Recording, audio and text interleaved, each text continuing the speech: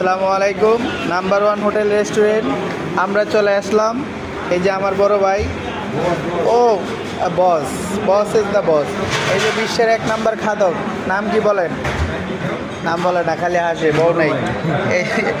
এই যে বড় ভাই, তো খাবার কেমন লাগলো বলেন?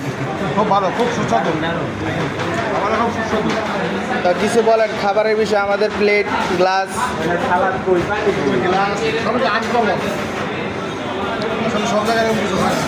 এখানেই আমি এসে দেখলাম পিতলের গ্লাস, পিতলের সব কিছু খুব ভালো। আপনারা আসবেন, খাই দেখেন।